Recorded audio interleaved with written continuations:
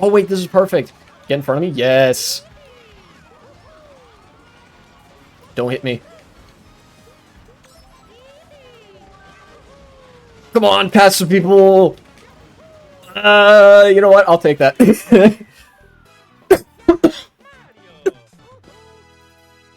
Fuck. I hate that I still have this cough. It's just irritation. I'm not even sick anymore. What fucking gives, dude? Wah. I'm angry. Anyways. Oh, I actually wanted to...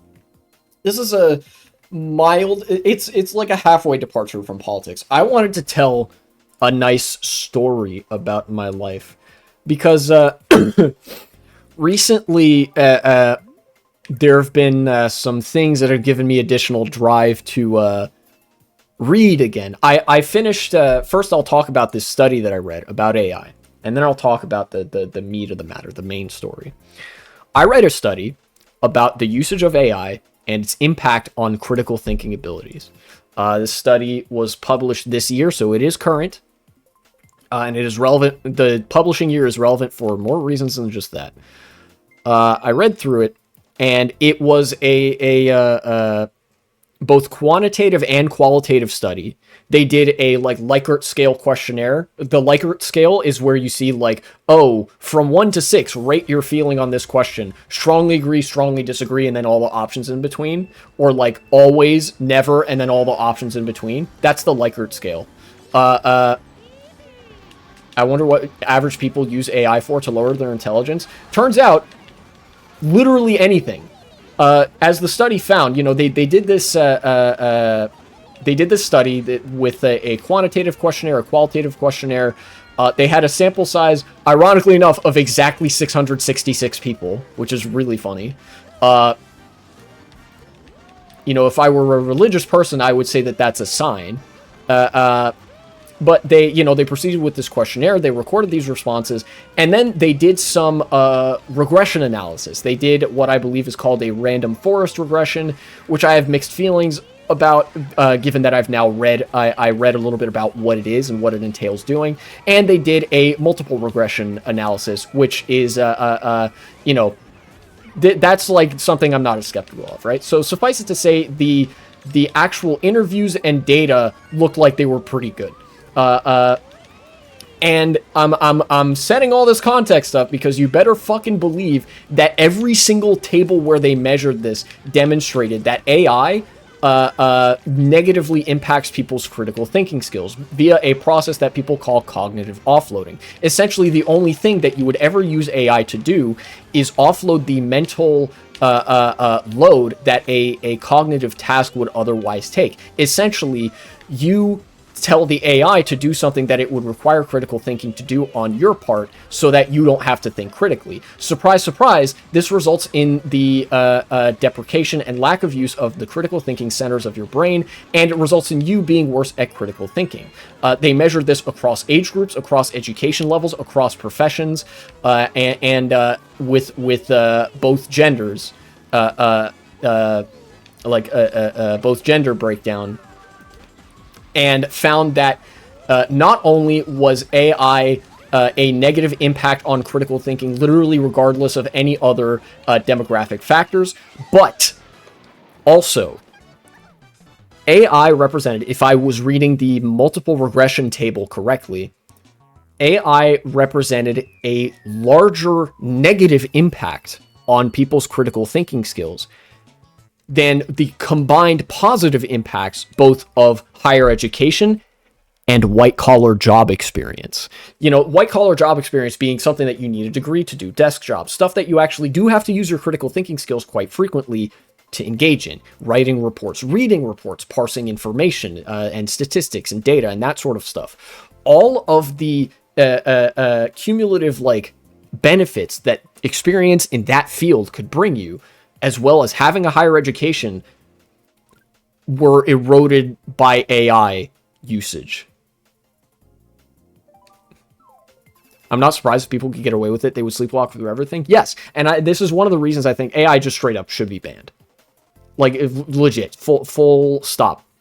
Get that shit out of there. We already have a ban on certain like really unethical things. For example, cloning technology was something that, you know, people were speculating could provide some kind of value or whatever. There are some very limited use cases where lab-grown individual organs may be acceptable for certain purposes, but cloning an entire animal, cloning an entire human being is completely off the table for ethical reasons. You know? And I feel like AI should be given the same treatment. In fact, I think AI is an order of magnitude worse than cloning. In the case of cloning, right, creating an exact copy of an animal, be it something that we would consider livestock or a pet or even a human being, has numerous extremely weird implications, both parasocial and like genetic in some respect, and just like, well, mostly social and parasocial implications. And on, I think, that grounds alone, we've sort of banned the practice of cloning human beings, because it's different than just bringing a kid into the world, like by you know, you get married, you have a kid or whatever, because it's an exact copy, you know. But even in that case, you are actually bringing another living being into the world. You create an exact copy of you that is still a person with thoughts, emotions, feelings, and needs, and it's not like some fake bullshit designed to trick you. It's just extremely socially problematic and like parasocial, you know, in order to do that.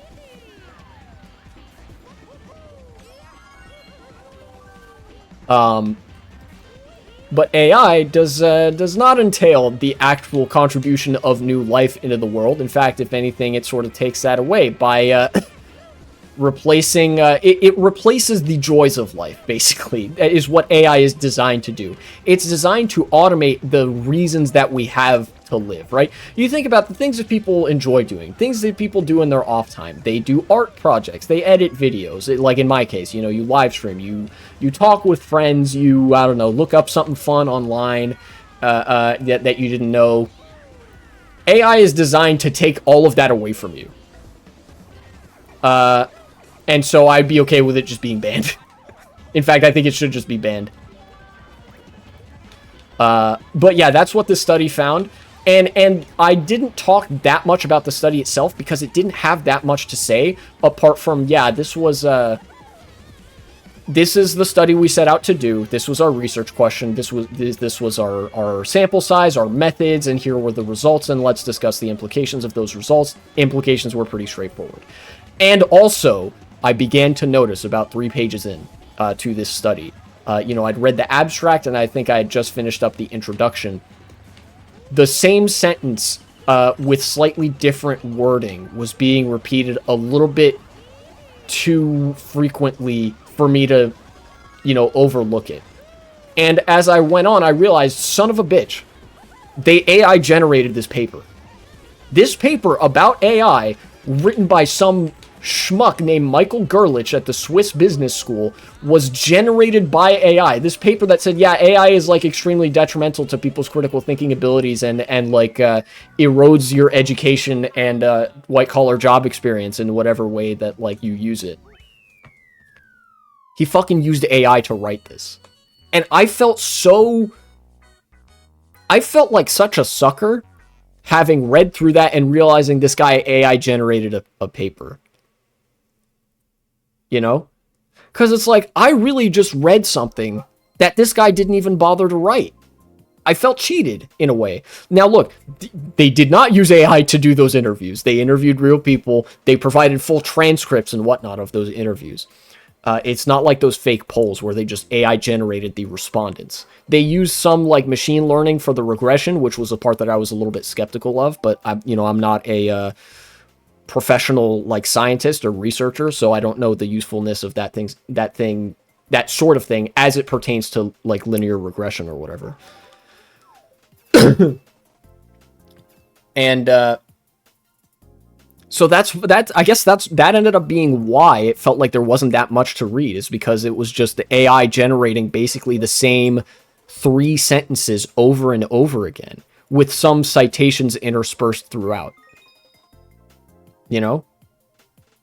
And those 3 sentences, granted, was like, oh yeah, AI is used for cognitive offloading. This could have significant implications for people's critical thinking skills. It would seem that AI is very detrimental to people's critical thinking skills. It was like a few sentences like that composed about half of the entire text of the study.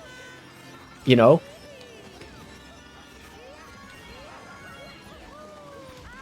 In retrospect, I feel like I should have seen that coming. It was written by a single author. It was published this year in 2025, and it came from the fucking Swiss Business School. And I read this not but like a day and a half after having heard about an epidemic of like low quality research papers sort of flooding the journals that are all like AI generated and stuff. So in retrospect, I feel really dumb for having gone with a study like that. But I guess, look, studies I feel like from 2022 or 23 would kind of miss the mark for the fact that, like, there was still a shadow of doubt that maybe AI could potentially be used for something good someday, you know?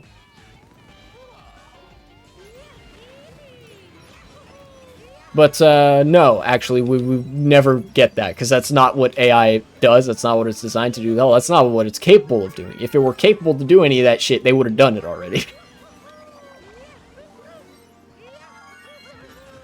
I can't believe I avoided those bananas. I want to probably throw this red shell or not.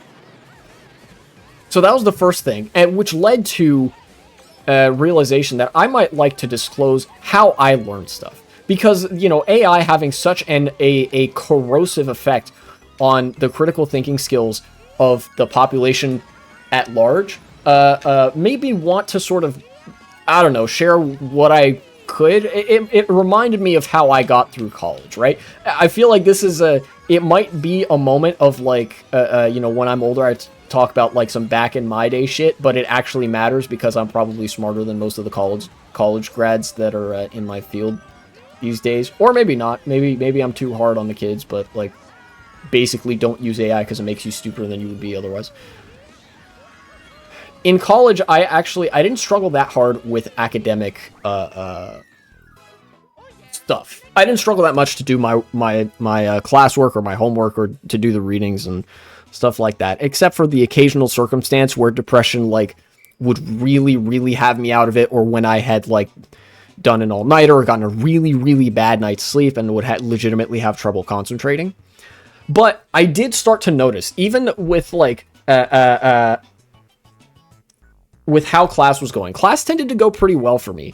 There were 2 things that made me realize I think I need a better way to read and remember stuff, right? Number 1, I started really panicking when final exams came up. Sometimes in the midterms and finals, I was kind of like a deer in the headlights. I would be really fucking nervous. I don't think I ever got below a B on any of the exams I took, but even still, it was really intimidating. And a lot of that came down to, I feel like I would just forget a lot of the knowledge that I had accumulated, that I had learned throughout class. You know, because it's contingent, the final exam and midterm exam format is contingent on you being able to remember stuff. Now, as time went on, they were more and more generous about making these exams open note, which was great. I enjoyed, I liked that I could refer to the notes that I had taken to see what a certain issue was, or like what I could draw from to write an essay. And of course, credit to the professors for this. They made the exams things that you couldn't easily just sail through if you had access to your notes. You still had to know what you were doing. You had to know what you were talking about. You had to know exactly where to look, what section of the class that we were talking about, or like what, you know, what phase of history, what is this relevant or germane to, right? You know, like, you had to go fishing for that stuff, you know? So this kind of, and that on top of the other factor that led me to feel like I need a better method of retaining information, I just enjoyed learning. I really enjoyed, as much as it was like difficult to do these longer form projects and stuff like that, as much as I, you know, initially didn't enjoy that, I, you know, kind of got used to writing papers later on and grew to kind of enjoy the research process. I even just, just for the sake of it, was like, I wish I could remember a lot of the stuff that I'm learning, because this is really cool shit. I love learning about history, learning about archaeology. The processes of production from yester century, yester millennia are super interesting to me. The way that trade routes develop, the sort of political landscape and the evolution of ideology throughout time. Who is the sort of in-group and out-group of the day?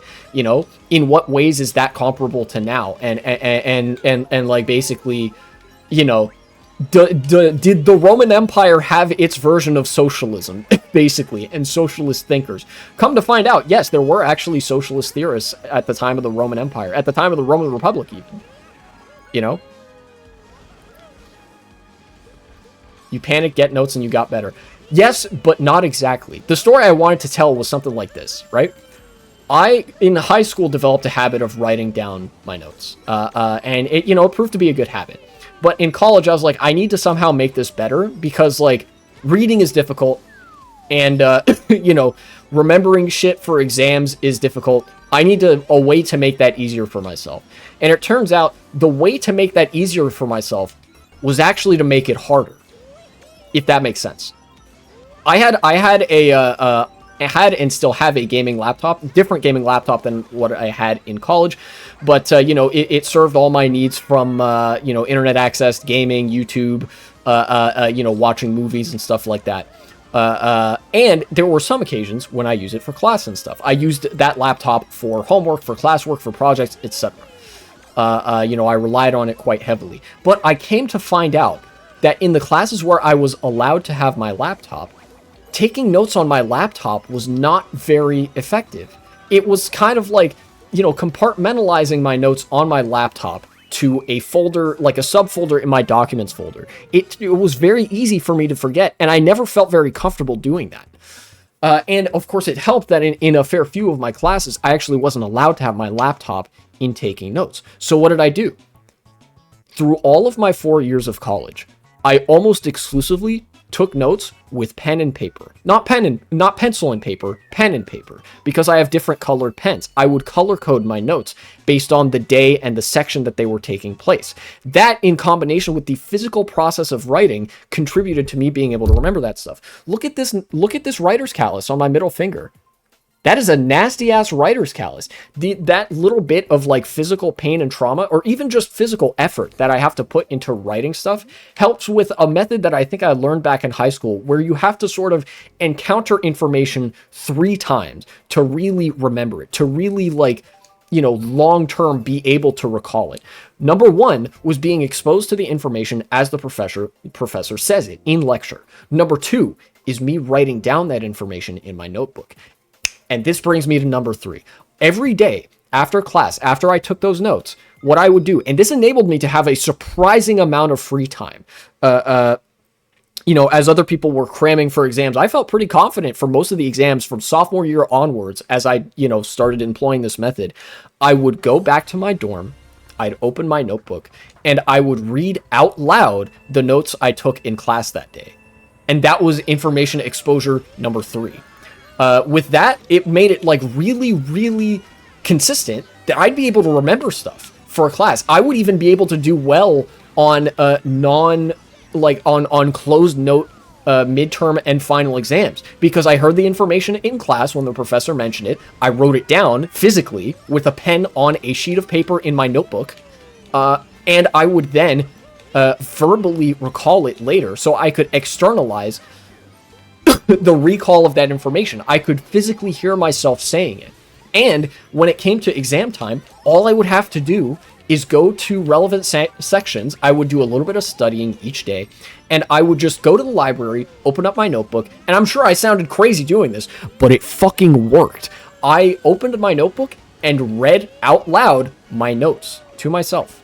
I would just read them out loud, and then sometimes, if I needed to go through it once more, I would go back to the beginning of the section that I just read, and then sort of halfway whisper or mumble my way through that section. Again, just re-exposing myself to my notes. And that was it. That was all it took.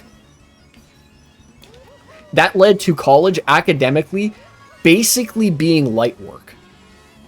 And sure, I complained about it at the time because it took significantly longer for me to learn how to handle long-term, like, multi-week long projects, and you know, how to do those that ended up being like a 15 to 20 page paper or a presentation, or both, you know, or something like that. Shit, I think towards the end of it, I was writing papers that had something like 20,000 words, you know, and not having that much trouble doing it. Ultimately, it was just because of that method of retaining information. It made it that much easier because I could just sort of passively remember shit off the top of my head. Didn't even really need to think about it that hard. I could just remember a bunch of different shit that I had learned, stuff that was interesting. I didn't have as much trouble picking topics for like research projects and whatever. And I would know what kind of question to ask to the research, like search engine, for JSTOR, to find an article on the subject that I could pull information from and cite in a paper. You know, because a lot of my papers were contingent on having citations, making academic arguments that were grounded in existing research. Yo, what's up, 1v3? That was my learning process throughout college. And you know what? I still do that. When I talk about reading stuff, sometimes I will take notes electronically nowadays, but I will go back and revisit my notes. You know, I'll read through something. I will take notes as I'm reading it, and then I just go back, I read my notes. I'll even just unprompted. Sometimes I'll go back through old notes that I took on stuff that I read. How do you think I remember so much shit from reading Adam Smith and Rosa Luxemburg? I wrote that shit down with my hand, and I read through it. And of course, in the latter years of college and a little while afterwards, I would also start taking notes on the margins. All of what I described was completely outside of all the books I was reading. This was before I ever started writing notes on the margins of the pages of the books that I read. And let me tell you, that like moderate inconvenience when I'm reading something makes it feel so much better to read, to learn, to whatever, than if I just went to an AI or looked up a Wikipedia summary of the thing I'm reading about. Hell, I wouldn't even have that much of an objection to looking at a Wikipedia summary, because those can be quite long and in fact often serve as a good aggregator of existing research. You know, like if there's a lot of research, you know, you read Wikipedia, get you started, right? And that'll, you know, make you more knowledgeable than 90% of Americans, right? On that issue.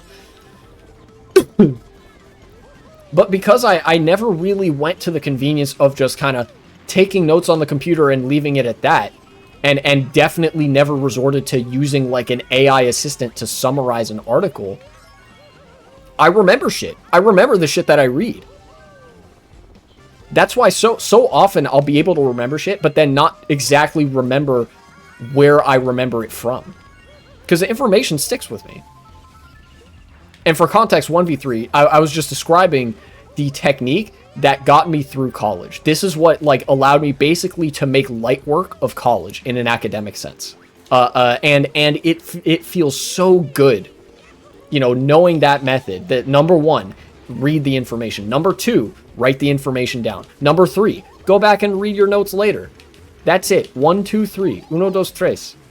You know, pick any subject and employ that method. And if you're interested in that subject, you will probably have expertise, relatively speaking, on it, like compared to 99% of the population in about 3 months' time. Or even less. I'm a considerably slower reader now than I was in college. Because in college, there was deadlines to worry about. You know, you had to read stuff in time for the exam. You had to read stuff in time for a class and whatever. Or in time to get a project done. But now I got all the time in the world. You know, there's no deadlines on my shoulders. Sure, I go to work every week and whatnot, but like, you know, I don't have to finish a 20-page research paper by the end of the end of the year or something.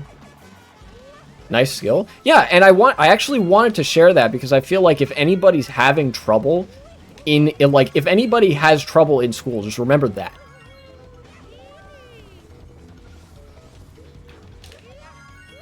And of course, it helps to be interested in the subject.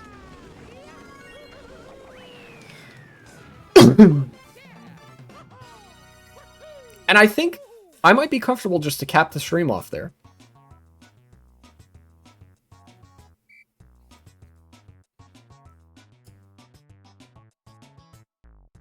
Like high school, my memory got me by. For sure, that's a great tip. Yeah.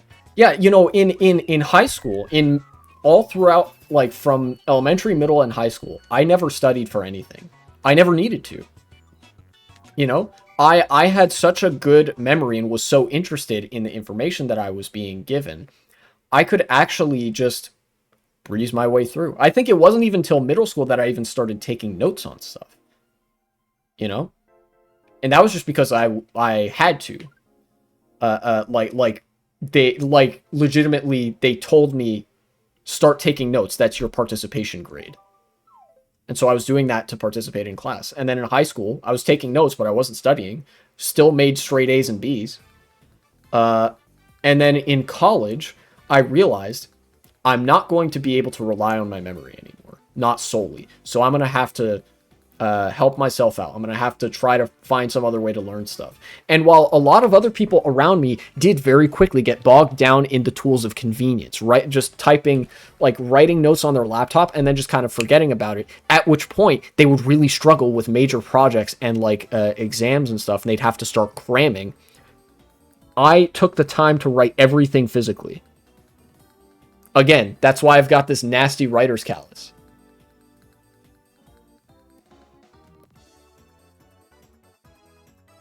Couldn't read or spell most words, so I couldn't take notes because they would be useless, and I can't do it in high school and middle school, so they told me can't do it in high school and middle school when they told me, so I just left it empty. Then rely on the vocab that you do know.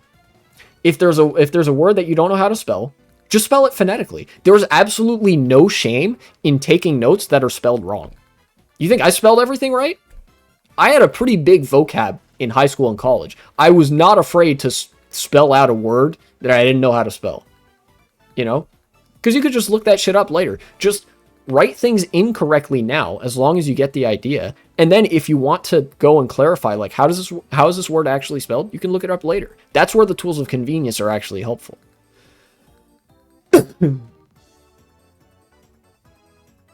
You know, like a Google search. Except Google search actually sucks now, so you gotta, like, specifically look for, like, I don't know, Merriam-Webster dictionary or something.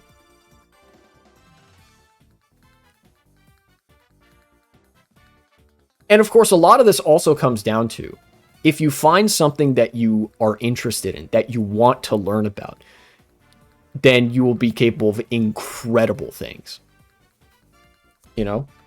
Like, I would not have gone through the trouble of writing so much that it gave me this nasty-ass callus on my middle finger. I would not still be writing so much that that callus remains on my middle finger if it wasn't shit that I really enjoyed learning about.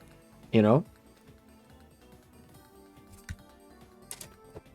I guess in that way, I am Rosa Luxemburg's strongest warrior, and I'm proud of myself for that.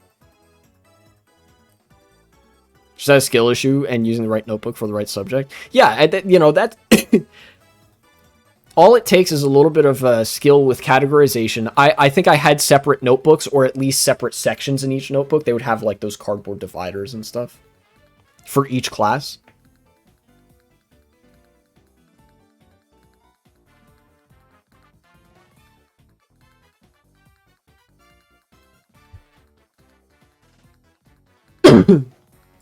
Gotron, I'm not sure I take your meaning. Might be another autocorrect moment, or autocomplete or something.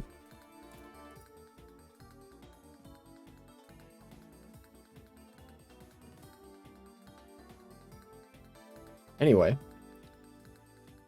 The bump on your finger? Oh, talk about it so much. They cut the little piece off. I used to have a nasty habit of chewing it because it was like, you know, because it was like I was nervous a lot, but no, this is natural. If you ask your parents, do you have a writer's callus? They probably will. My dad has one. My mom has one. A lot of people, everybody who grew up or spent a large portion of their life not being able to use like a keyboard for stuff will probably have a nasty ass callus on their middle finger of whichever hand is their dominant hand.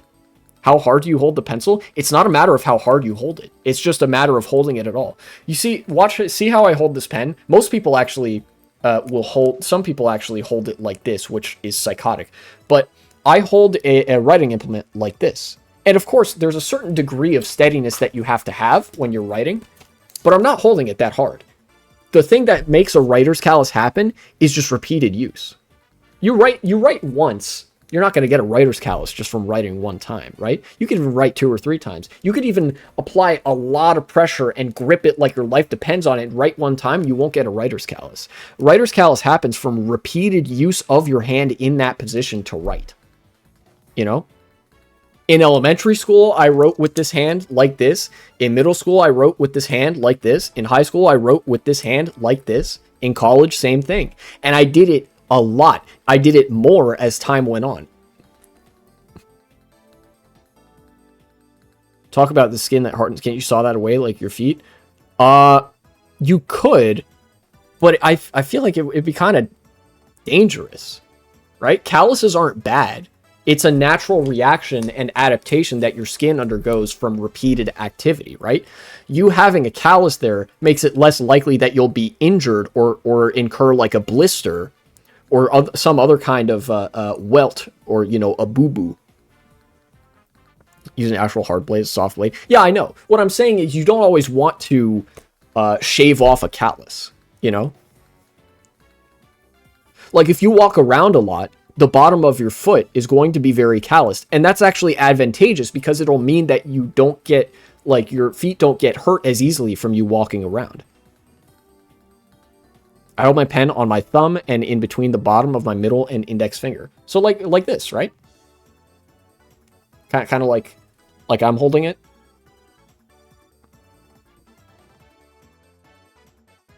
I feel like this is a pretty common grip. Like if I wanted to write something, oh, wait. On my thumb, the bottom. Oh, like this, kind of like at the base of your finger.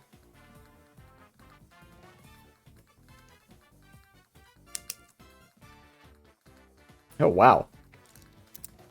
Yeah. Okay. Well, you know what? I've never. I feel like I've only rarely seen people write like this. It's not as bad as people who write like this. I've seen people who write with just the thumb and the index and don't use their middle finger to steady it.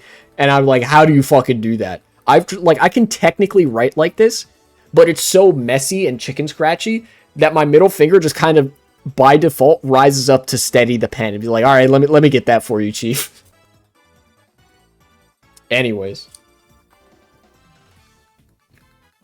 Had extra classes in primary school, how to hold my pen, write, cut, draw, and now everyone always says I do all that stuff weird.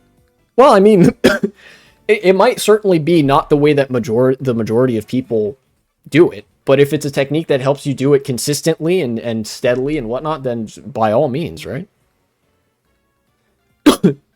I feel like if anything, though, that would just mean that your writer's callus is closer to the base of your finger. Anywho. This has been a stream that started about the BBB in parentheses Big Beautiful Bill and went all sorts of places, and I talked about education, and I love talking about education, so I'm gonna raid Cody Schwab because he's live. Thanks for watching, and support the channel if you would be so kind.